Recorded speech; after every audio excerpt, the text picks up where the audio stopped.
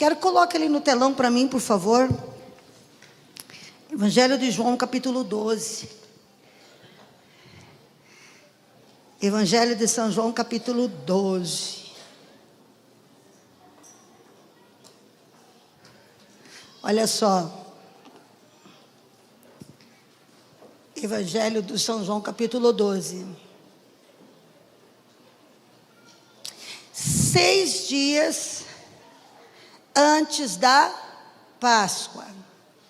Jesus morreu em que dia mesmo? Que dia que Jesus morreu? Na Páscoa.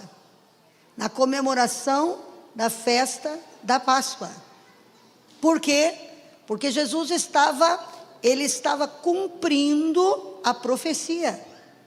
A profecia que deu-se início lá no êxodo do Egito, quando foi morto o cordeiro e foi passado o sangue nos umbrais da porta. Porque dizia que aonde tivesse a marca desse sangue, a morte não entraria, a morte não chegaria, a morte passaria por cima. E todas as vezes que era comemorado a Páscoa, se fazia anúncio da vinda do Cordeiro de Deus, o sacrifício derradeiro, que não libertaria o povo da escravidão do Egito, mas libertaria o homem da escravidão do pecado. E a última Páscoa foi comemorada por Jesus. Jesus, então, a festa da Páscoa concluiu-se em Jesus. O sacrifício foi feito, o preço foi pago. E todo aquele que se aproxima de Cristo sai da escravidão do pecado e entra na graça maravilhosa de Deus, na luz do Senhor e na bênção do Pai. Amém?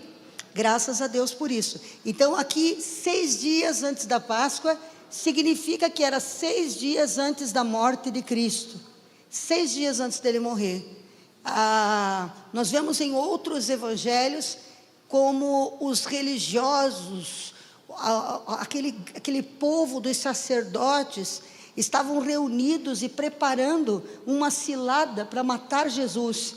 E eles estavam fazendo algo muito estratégico, porque eles não queriam que o povo se revoltasse, porque Jesus era muito popular.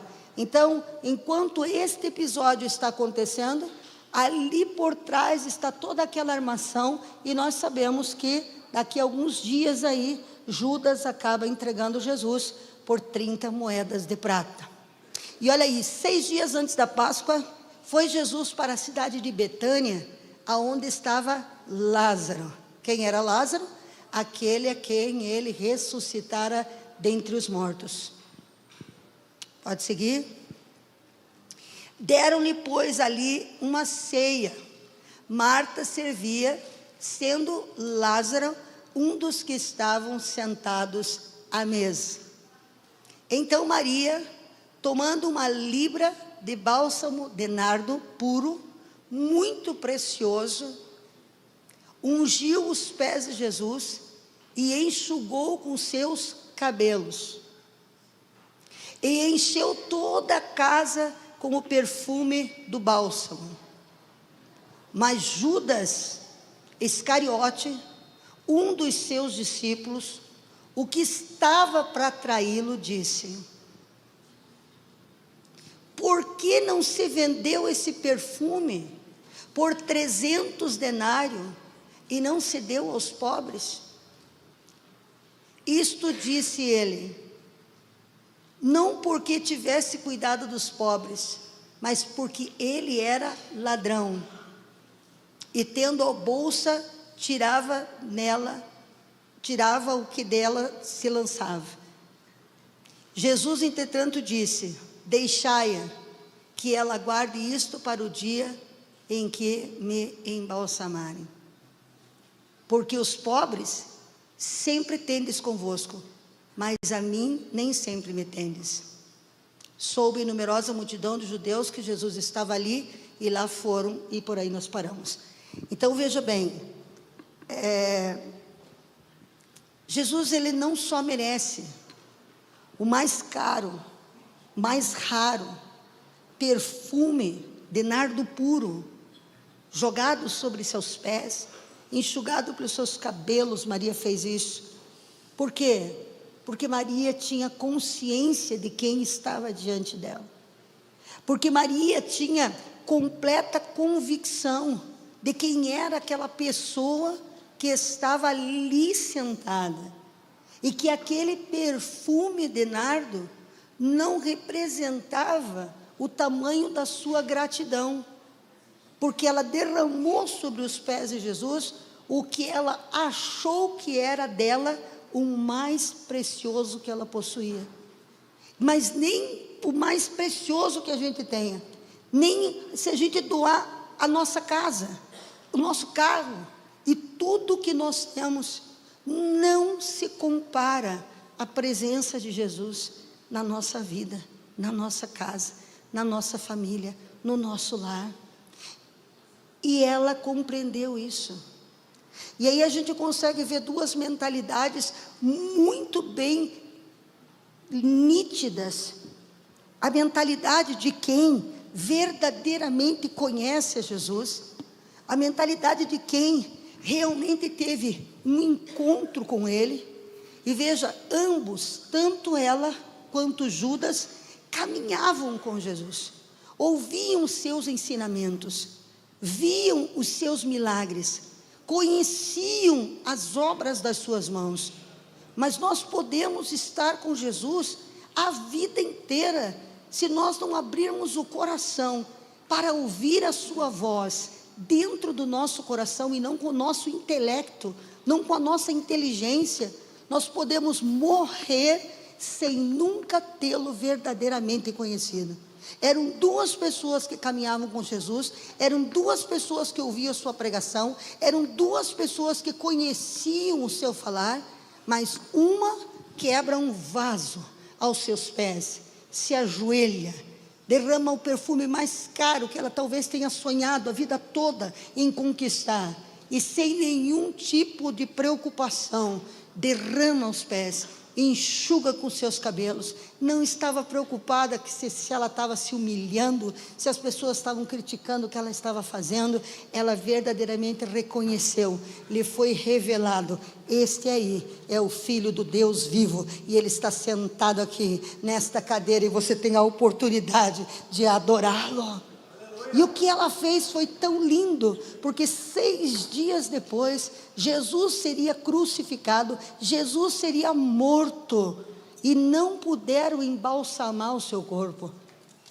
E então o que acontece? O perfume que foi derramado ainda inalava de Jesus. Ela embalsamou, ela preparou Jesus para o seu sacrifício, sem nem ter noção do que estava fazendo. Não tinha nem noção do que estava fazendo. Ela estava demonstrando gratidão. Agora Judas, veja bem, Judas andou com Jesus, viajou com Jesus, peregrinou com Jesus. Judas viu a multiplicação dos peixes, ele viu por 2 vezes. Judas viu Jesus andando sobre as águas, ele estava naquele barco juntamente com os discípulos. Ele escutava os ensinamentos de Jesus, ele escutava, ele via quando Jesus comia, ele via quando Jesus falava, quando levantava. Ele tinha intimidade no seu caminhar de 3 anos ao lado de Jesus, mas não o reconheceu. Sabe por quê? Porque muitas vezes nós não permitimos que os paradigmas da nossa mente sejam rompidos. E quem sabe Judas, mesmo vendo todas essas coisas, ainda dava ouvidos aos religiosos, ouvidos a Satanás, porque aí está dizendo que Judas não estava nem um pouco preocupado com os pobres. Jesus dizendo que ele era ladrão, que ele estava do lado daquele que multiplicava peixes, que tirava moeda de ouro, de prata, de dentro da barriga do peixe, que transformava água em vinho. Ele estava diante da maior fonte de provisão, o poder de Deus que estava fluindo através de Jesus de Nazaré. E ele não percebeu isso. Ele achava que ainda a sua espertez, a sua capacidade de ser malandro, o malandro, eu vou pegar um pouquinho, está entrando muito aqui na bolsa de Jesus, eu vou pegar uma migalha da bolsa de Jesus e vou gastar, vou comprar uma túnica para mim, comprar um sapatinho, comprar um perfuminho bacana. Ele roubava. Jesus não sabia disso? Sabia. Sabia porque alguns dias depois, na última ceia que ele tomou com seus discípulos, o que é que ele falou? Ele disse claramente: o que mete a mão comigo, este é o que vai me trair. O que senta comigo na mesa, esse que vai me trair. Mas Jesus nunca o expulsou. Por quê? Porque Jesus sabia e conhece e sempre dá uma oportunidade. Cristo sempre dá uma oportunidade. Ele deixa o joio no meio do trigo, porque quando o joio escuta a palavra, ele pode se arrepender. E a graça de Deus pode trazer frutos, porque o joio ele é igual ao trigo, só que ele nunca produz fruto. É igualzinho. Se você for arrancar o joio do trigo, você pode arrancar o trigo e destruir o trigo, porque é igual. Na igreja nós temos joio e trigo, igual. Fala a mesma coisa, caminha do mesmo jeito, se veste do mesmo jeito. Se você olhar, você não consegue discernir quem é o crente verdadeiro e quem é o falso. Só tem uma maneira de você saber quem é falso e quem é verdadeiro. Quem é verdadeiro tem fruto. E quem é falso só tem aparência. Parece. Judas era um joio. Todo mundo via se vestir igual, ensinar igual, falar igual, caminhar igual, mas o coração de Judas, ele não tinha, meu Deus, ele não tinha em Deus o seu provedor, ele tinha na sacola das ofertas a sua provisão.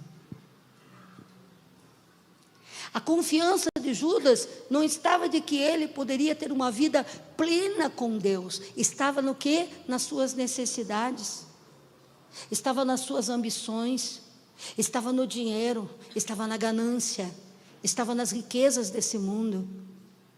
E ele vendeu. Olha que coisa,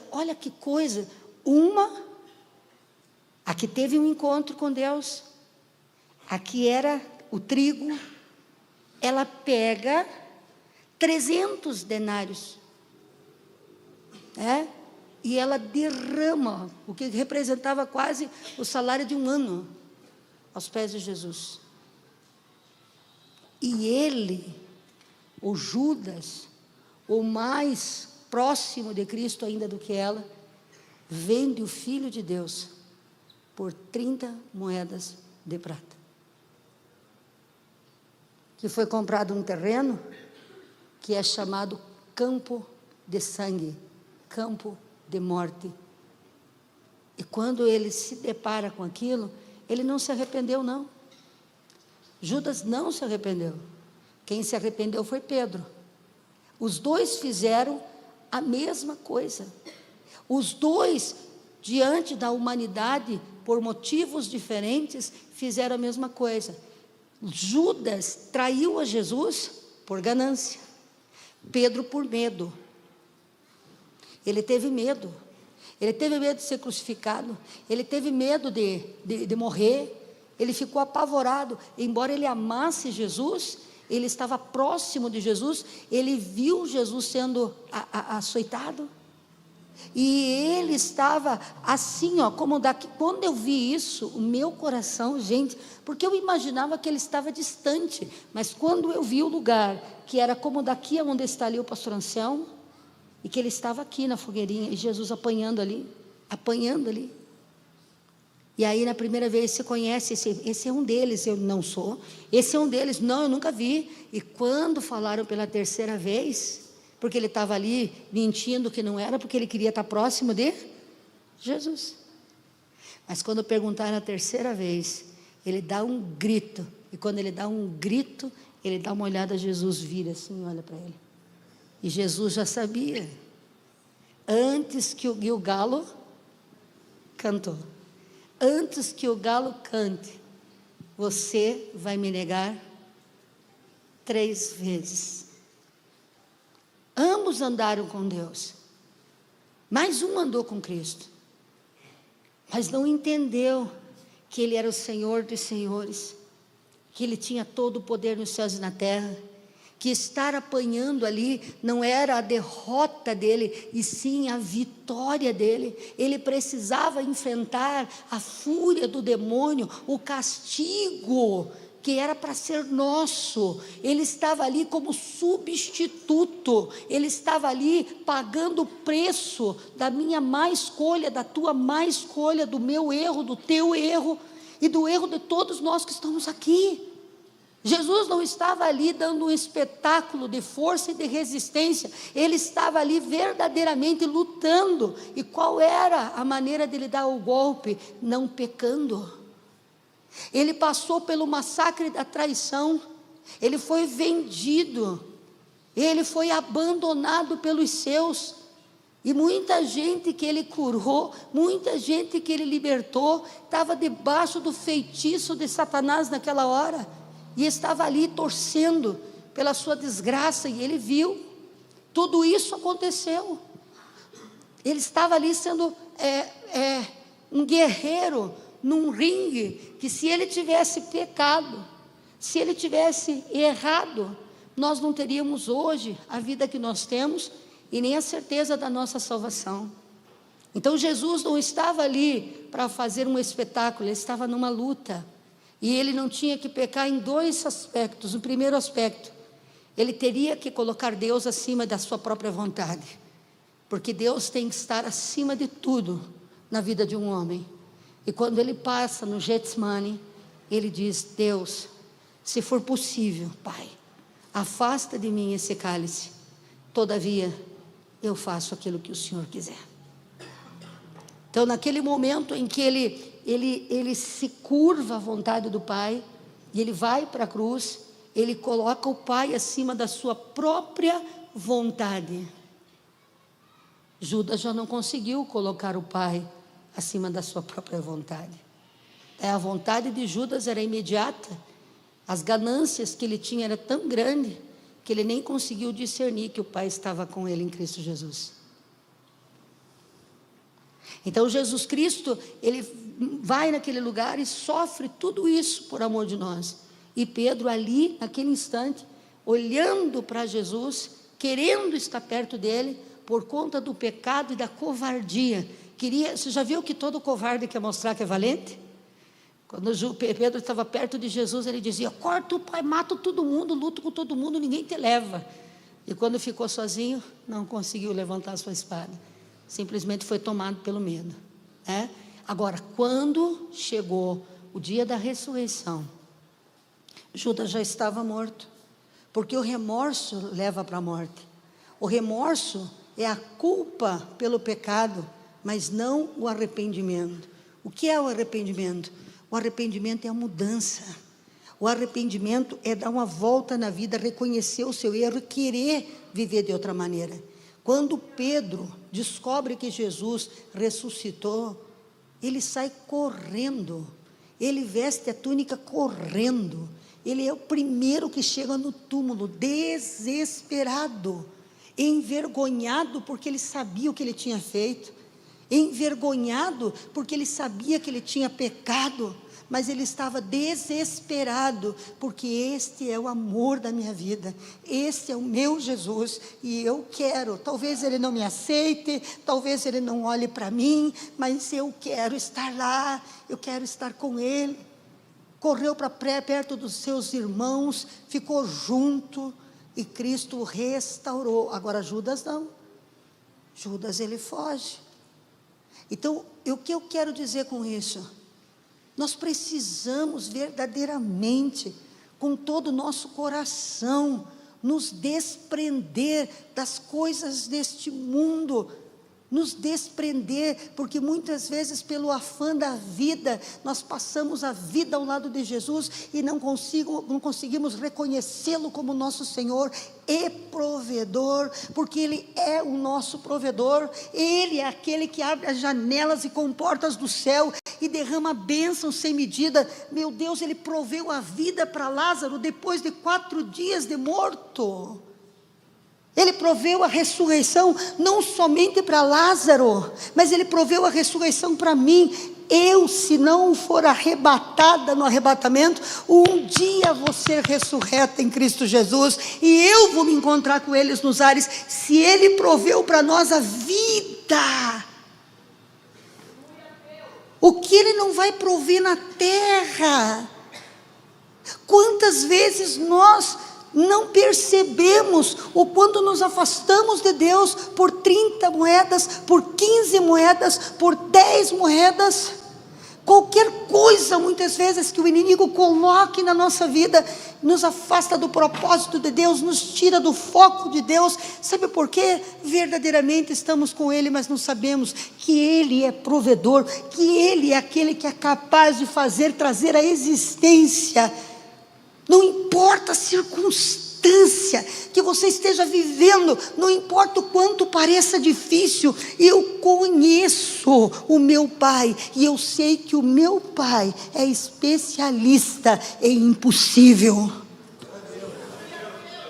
Ele é especialista em fazer coisas impossíveis. Ele é especialista em mudar circunstâncias. Ele é especialista em deixar de boca aberta todos aqueles que duvidam dele, quando ele encontra alguém que tem no seu coração o desejo de quebrar seu vaso de alabastro, de lavar seus pés, porque os pés, porque estar aos pés significa rendição. Eu estou rendendo não só o meu coração, porque a igreja muitas vezes o que acontece, rende a Deus a alguma coisa se rende a Deus, mas nós temos que render tudo a Ele. Tudo nós devemos entregar a Ele. Aquela mulher, ela entregou a reputação, ela entregou o que iam pensar dela, ela quebrou o protocolo, e ela dobrou o joelho no meio daquela reunião, daquele banquete, daquela festa, pegou o perfume, não quis saber se alguém tinha renite, se alguém tinha alergia a perfume. Ela não se importou com nada, nem com ninguém, nem se era a hora certa, se era a hora errada. Ela estava diante de Deus, do Filho de Deus, do Salvador, e ela se prostra de joelho e pega o cabelo para enxugar seus pés, porque tinha gratidão. Sabe que muitas vezes nós achamos sim que nós podemos caminhar com a nossa força, nós achamos sim, nós encontramos com Deus, estamos com Deus, mas ainda achamos que é o nosso esforço, é que eu estou me esforçando, é que eu estou dando o meu melhor, eu estou dando o meu melhor na igreja, eu estou dando o meu melhor para Deus, eu estou me erguendo, eu estou fazendo isso. Você não está fazendo nada, porque sem Deus, sem Jesus, nós não podemos fazer nada. O Jesus mesmo disse: sem mim você pode até construir uma casa, você pode até ser um técnico de alguma coisa, mas no mundo espiritual não pode fazer nada. E mesmo assim, se você constrói uma casa, quem te deu o talento? Se você faz uma obra grande, gigantesca, quem te deu a inteligência? Quem te deu a expertise? Quem te deu a sabedoria?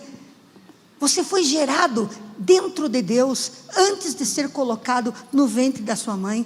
Deus gerou você, projetou você, desenhou você e colocou em você atributos para que você manifeste a sua graça e as suas maravilhas aqui nessa terra.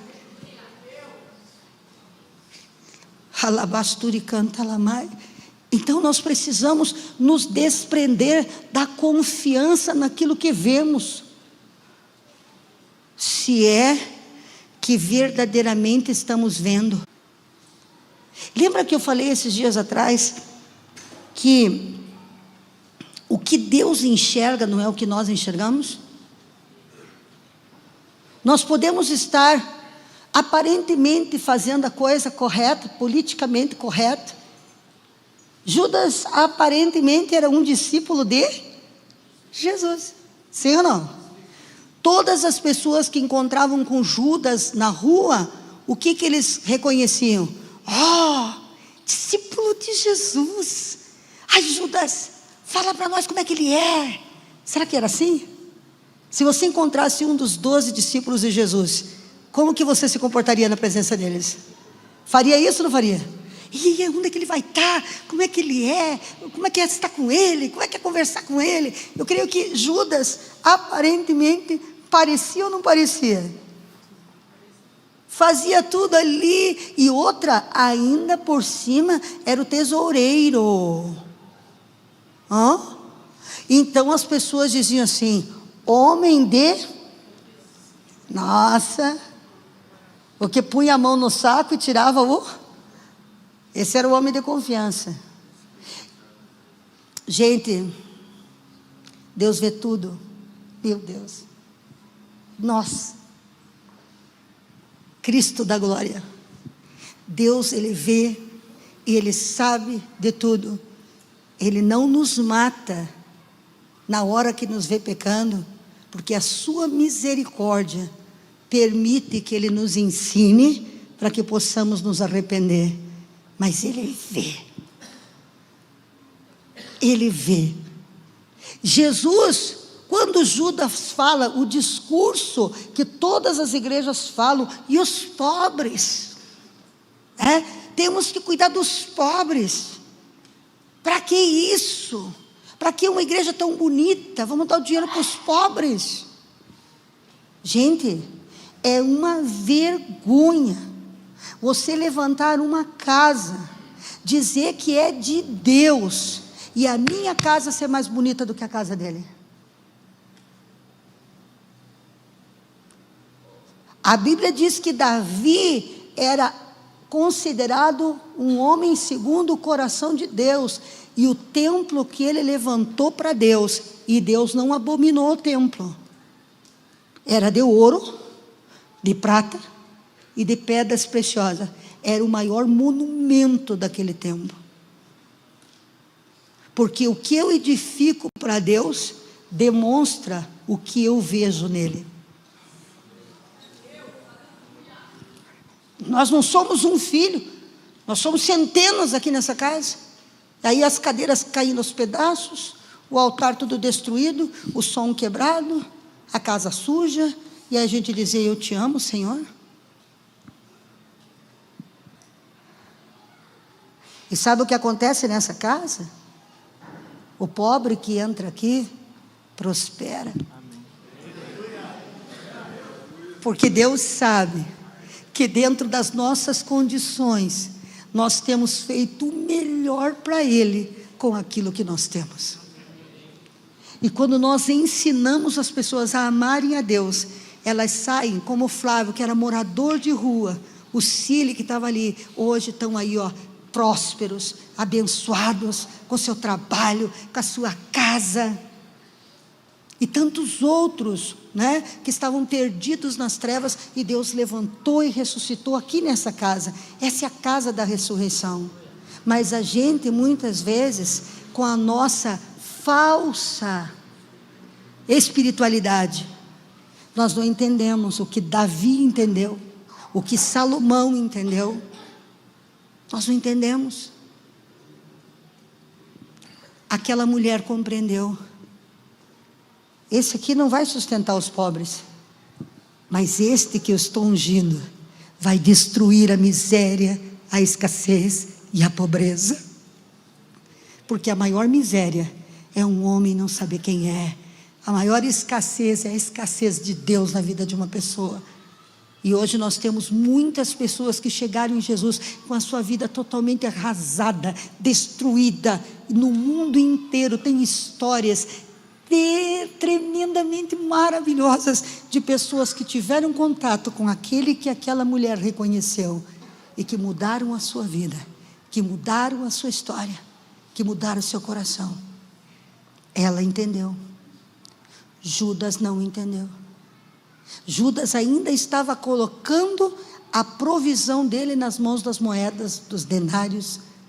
E eu pergunto para você, eu lanço essa pergunta para você, eu jogo essa pergunta para mim, para nós, para que a gente possa refletir quem nós somos nessa história.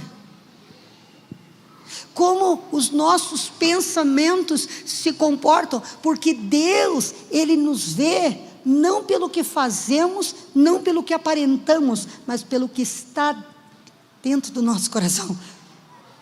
Jesus sabia que Judas estava falando aquilo porque ele estava querendo parecer politicamente correto, mas que o que ele estava interessado era no dinheiro. Quem está entendendo o que a pastora está falando? Amém? Quem está compreendendo o que eu estou dizendo? Judas está...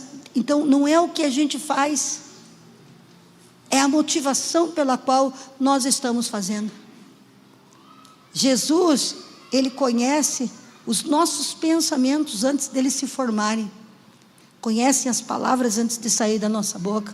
O nosso Pai nos conhece, sabe quem nós somos. E muitas vezes nós nos deixamos levar pelas vozes na nossa mente, pelas influências que vêm de fora para a nossa vida, pela conversa das pessoas do mundo, e nós queremos agradar todas as pessoas, então nós não queremos fazer nada que as pessoas venham ficar assim meio, né, gente, eu não posso, né? Então a gente começa a atrair coisas para o nosso coração, que vai impedindo que a gente quebre o nosso vaso de nardo aos pés de Jesus. A gente vai criando dentro de nós certas barreiras que impedem que a gente se dobre aos pés dele e lave os seus pés, enxugue com os nossos cabelos e possa beijar seus pés. Nós precisamos reconhecer quem está nesse lugar. Precisamos reconhecer quem está batendo na nossa porta. Precisamos saber tratar e precisamos, mais do que tudo, pensar no que nós estamos pensando e sermos honestos o suficiente para reconhecer os nossos erros e correr aos pés dele, como fez Pedro. Judas não fez assim. E de que serviu o dinheiro? Quando o dinheiro caiu na sua mão, ele entrou em desespero. Porque quando Satanás, ele consegue dar provisão para muita gente, e dá provisão, o Alex mesmo contou testemunho para nós, quando ele saiu da casa Manai, ele prosperou, ele cresceu, ele ficou grande, nossa, voou, viajou, fez, aconteceu, mas quando o dinheiro caiu na mão dele, só tinha desespero na sua alma, só tinha desespero na sua alma, porque o provedor, dinheiro, ele não traz a paz que o provedor Pai nos dá. O Pai nos traz paz. Quando adoramos o Pai, nós temos acesso aos tesouros do Pai, nós temos acesso à bênção do Pai. Precisamos entender o que significa a palavra bênção, meu querido. A bênção do Senhor não causa dores. A bênção do Senhor não causa dores. E a Bíblia diz em Efésios que Ele nos abençoou com toda sorte de bênção nas regiões celestiais. Não é o que eu vou ganhar, é o que eu já tenho direito.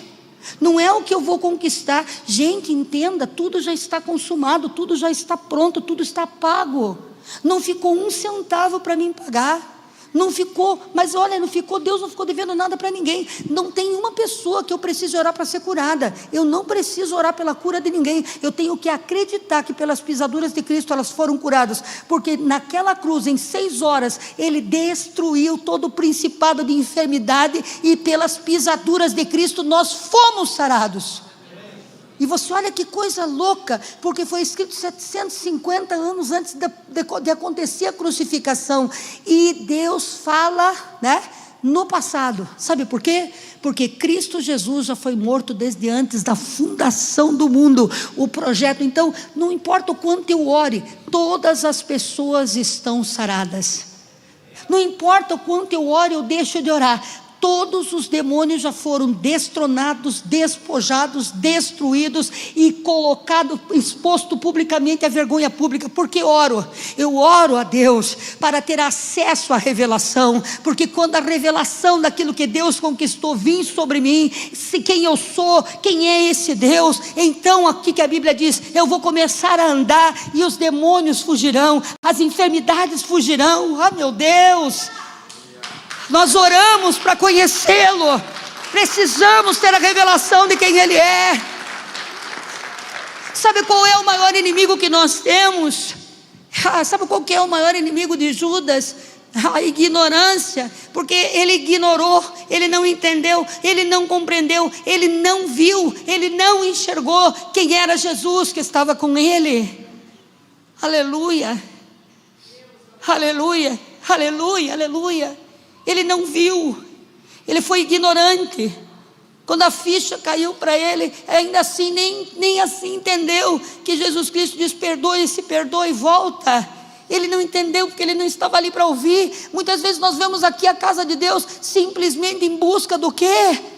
Ai, Jesus, das migalhas que caem na mesa do Senhor, de suprir uma necessidade, de vencer uma enfermidade, de restaurar um casamento. Tudo isso é lícito, tudo isso é bom, mas Jesus Cristo não quer dar só para você a libertação de um vício. Jesus Cristo não quer só restaurar seu casamento. Jesus Cristo não quer só te prosperar. Jesus Cristo quer que você entenda quem você é, que você reconheça quem Ele é, e que você caminhe com Ele, debaixo da sua paternidade e cobertura, para manifestar o reino, e que você se desprenda dessa luta, desse sofrimento, de achar que na força do teu próprio braço você vai conquistar a vida toda.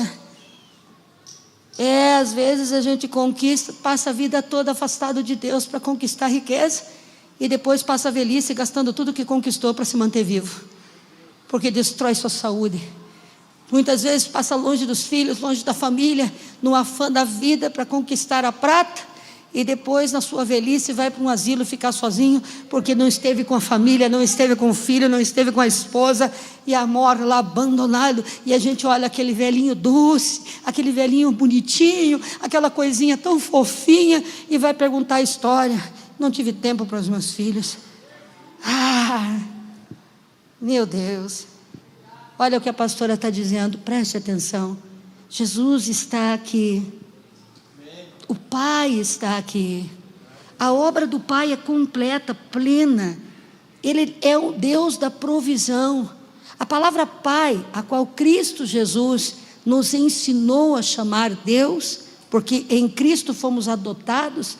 A Bíblia diz que Ele é o primogênito, que nós fomos adotados juntamente com Ele. Então nós somos filhos de Deus, assim como Ele. A palavra Pai, a conotação da palavra Pai significa provedor, e a palavra bênção, autorização para prosperar. No original, autorizo você a prosperar. Quando Judas esteve com Jesus, Jesus o conectou ao Pai, aquele que era fonte de provisão. Aquele que era fonte. Quem é que tem o dom de adquirir riqueza? Quem dá? Deus. De quem é o ouro? De quem é a prata? Do Pai. É do Pai. Judas não reconheceu, achou que a expertise dele o levaria 30 moedas ainda para comprar um campo. O campo é bem perto assim, ó, as muralhas daqui assim, quando você vê lá o campo que Judas comprou.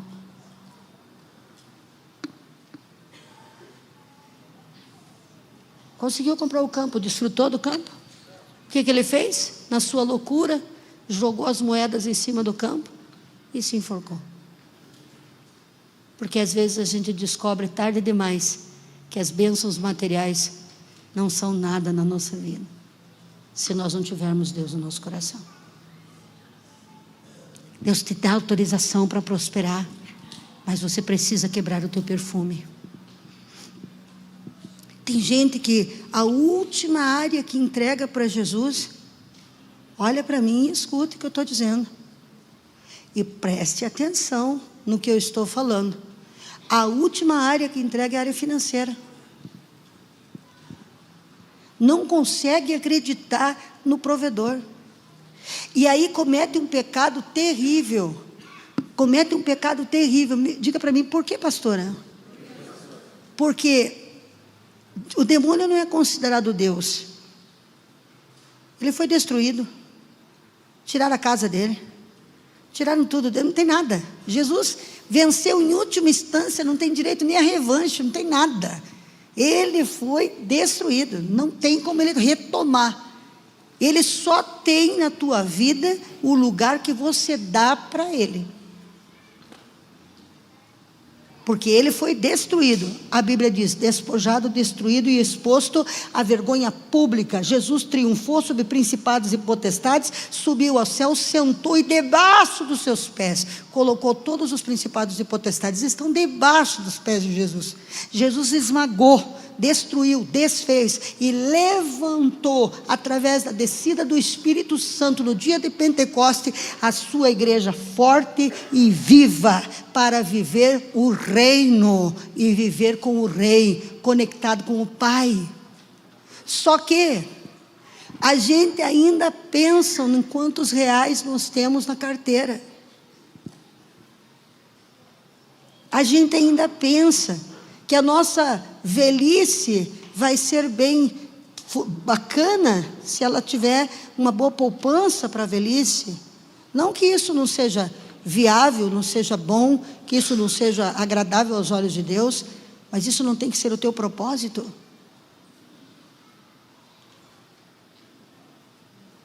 Nosso propósito não tem que ser esse. Nós temos que ter propósitos maiores na nossa vida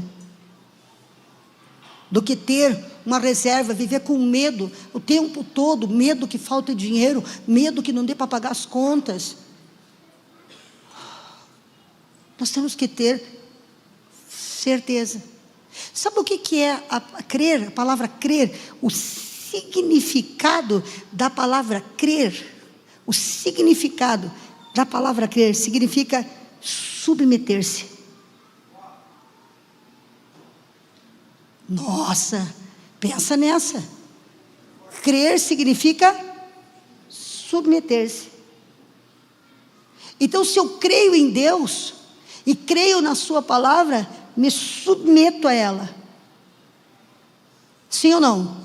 Quando eu me curvo e me submeto e digo que creio nessa palavra, os céus se abrem. Não importa se leve 21 dias. Daniel orou e creu, submeteu-se à palavra, e o anjo lhe disse: desde o primeiro dia em que você aplicou o teu coração a orar, eu ouvi dos céus e enviei a bênção, mas o príncipe da Pérsia me resistiu por 21 dias. Não importa da resistência, não importa se é 2 meses que ele está resistindo, ele pode resistir, mas não pode impedir. A Bíblia diz: não te resistirão todos os dias da sua vida. Não foi isso que ele falou para Josué?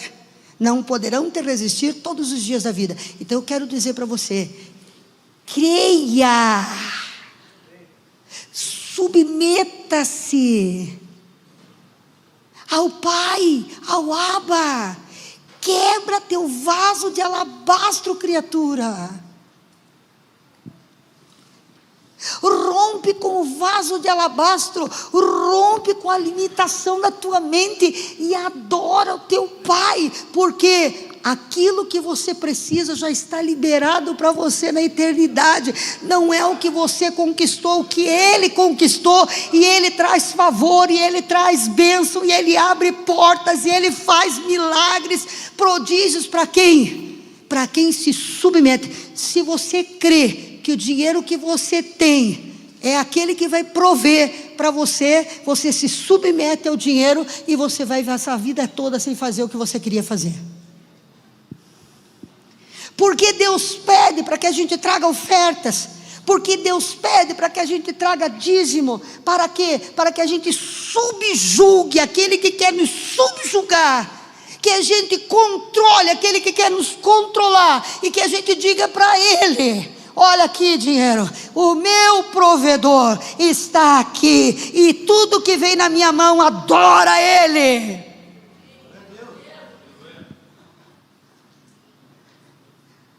E eu estou dizendo a verdade. Nós não podemos ficar na limitação do que as coisas desse mundo podem nos dar, porque qualquer hora o sistema quebra. Quem está vendo o vulcão? E não é no Brasil, é no mundo inteiro. Eu estou falando mentira? O mundo inteiro, sim ou não? A economia do mundo inteiro está quebrando. Está quebrando. E daí?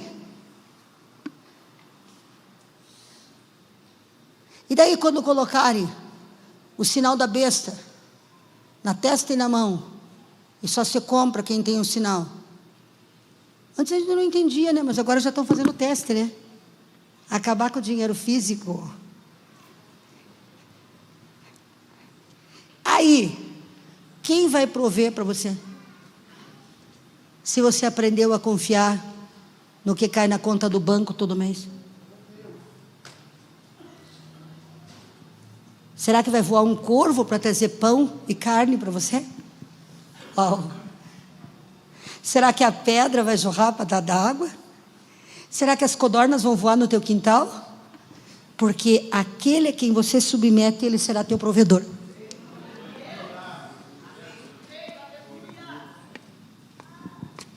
Eu já vi Deus alimentar multidões no deserto.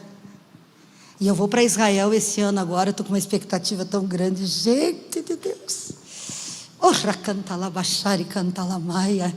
Porque Moisés, quando saiu com aquela multidão, acreditou num provedor. E o provedor trouxe água da pedra. E eu vou passar por essa pedra. E eu vou beber da água do meu provedor. Pedra no meio do deserto, desde os tempos de Moisés, 3.500 anos jogando água, não acabou, porque a provisão de Deus não acaba. Sabe o que acontece? A nossa programação está naquilo que aprendemos desde pequeno. O mundo nos programou para a economia, e Deus nos programou para a semeadura. Sabe por quê? Sabe por quê? Pergunta para mim por quê? Porque filho de provedor não pode ser outra coisa a não ser provedor. Levanta a tua mão. Assim diz o Senhor Deus Todo-Poderoso, que toda limitação vai ser destruída na tua vida, e que você não vai ter o suficiente, terá mais do que o suficiente, porque através das tuas mãos provisão virá para multidões de pessoas, em o nome de Jesus.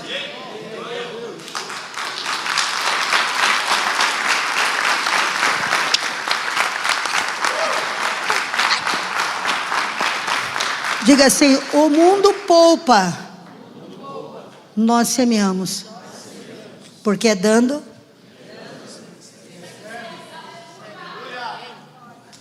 Mas aquele que não compreende o que Jesus ensinou, quem é Jesus, não o reconhece. Quando nós fechamos as nossas mãos para Deus, nós estamos dizendo que a sua graça não é suficiente. Rapaz, Paulo disse: a tua graça me basta. Eu estava meditando nisso, falei assim: Senhor, a graça não me basta. Não posso dizer assim, como se ela fosse uma flor.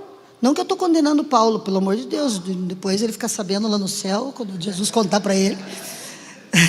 Jesus diz: Paulo, sabia que ela falou aquilo? Mas quero um galinho aqui. Às vezes as pessoas pensam que a graça é isso aqui. Ai, Senhor, a tua graça me basta. E continua vivendo uma vida de tormenta, miséria. Como é que você está, meu irmão? Estou na graça.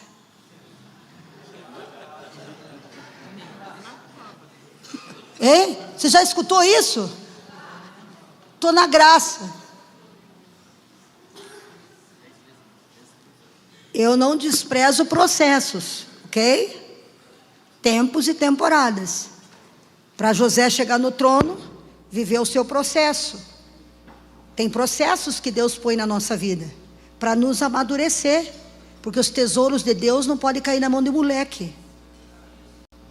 Então os processos nos fortalecem. Às vezes Deus diz assim: vou te dar, espera, passa por esse deserto aqui primeiro, aqui me glorifica no deserto.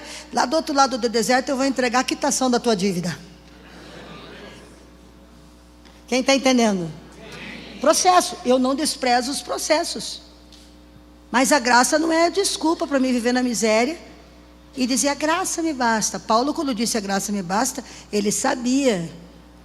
Porque a graça de Deus, sabe o que contém a graça de Deus? Sabe o que nós temos na graça de Deus? A graça é favor não merecido. Favor não merecido. Eu digo, é bênção que eu não mereço receber. Bênção que eu não mereço receber. Então Paulo estava dizendo, as bênçãos que eu não mereço receber me basta. E sabe o que contém essa graça? Tudo o que você precisa para todos os dias da tua vida toda. E a graça de Deus não é escassa, ela é abundante. Quem atrapalha a manifestação dela somos nós mesmos, com as nossas meninices. Falo, porque Deus está me processando há 37 anos, e Ele ainda tem que processar. Quem está entendendo aí? Gente, não é fácil lidar comigo. É fácil lidar com você? Quando nós começarmos a cada vez mais nos submetermos a essa graça, mais dela nós teremos. Mas ela não é isso aqui. Não é uma coisa pequena. Estou na graça. Estou na graça. Não tenho o que comer, estou com o sapato furado. Eu estou na graça. Não está na graça. Você está usando a graça como um chavão de linguagem. Você está detonando a graça e deixando ela virar uma desgraça. O que é uma desgraça? É o que não tem graça. Está sem graça. Então olha aqui para mim, terminando a mensagem de hoje. O vaso de alabastro tem que ser quebrado. E o perfume tem que ser totalmente derramado. Porque só quem sabe a grandeza do perdão que recebeu não vai querer trocar Deus por 300 denários. Em quem você está confiando? Aonde está a tua confiança? Rapaz, não é brincadeira que muitas vezes a gente acha que a gente vai poder vencer isso aí. Vamos quebrar o nosso vaso de alabastro. Quem está entendendo a mensagem? Amém. Se nós erramos como Pedro, Jesus está para nos restaurar como restaurou a Pedro. Pedro, quando você chegou aos pés de Jesus, Jesus diz para ele, tu me amas, Pedro? Amo, Senhor. Apacenta minhas ovelhas. Tu me amas. 3 vezes ele o negou. E 3 vezes Deus o afirmou e o curou. 3 vezes. Se nós erramos como Pedro, em algum momento negamos a Jesus com as nossas atitudes, não tem problema ser como Pedro. O que não podemos aceitar é parecer com Judas. Acreditar que as 30 moedas poderiam cuidar dele melhor do que Jesus tinha cuidado. Precisamos aprender a ser como Maria. 3 personagens da nossa mensagem de hoje, na nossa reflexão. Maria. Queremos ter um coração de Maria. Estar conectado com a palavra, ouvindo a voz de Deus. Às vezes a gente faz tanta coisa para Deus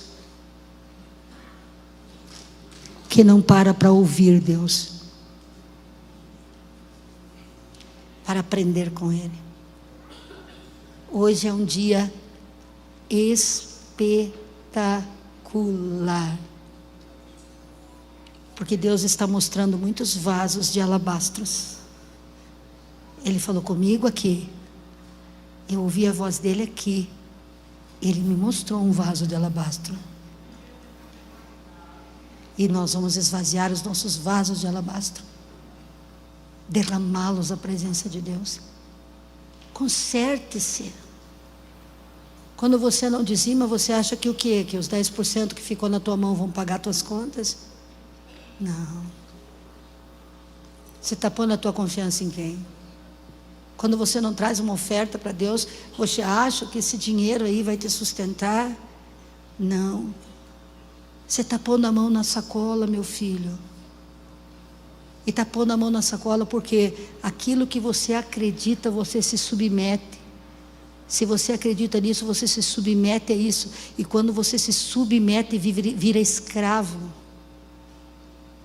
Porque quando nós nos submetemos a Deus, nós viramos escravos de Deus. Mas Deus nos dá a liberdade, a euforia pelo sangue do Cordeiro, de nós fazermos as nossas escolhas. Mas quando nós acreditamos que o dinheiro vai poder cuidar da gente, que o dinheiro não pode faltar para a gente, nós vamos nos submeter a esse jugo. E aí, quando não tiver mais, da onde virá a nossa provisão? Sabe o que eu digo? O meu socorro vem do Senhor, que fez os céus e a terra. Elevo os meus olhos para os montes. De onde me virá? De onde me virá? De onde me virá? Será que eu vou saber ouvir a voz? Vai para a cidade de Serepta, porque lá eu preparei uma viúva. Ou a gente vai ficar pedindo esmola na beira do caminho? Ele é provedor. Ele é Senhor. E Ele é Deus. Frutos abundantes. Feche os teus olhos. E eu quero que você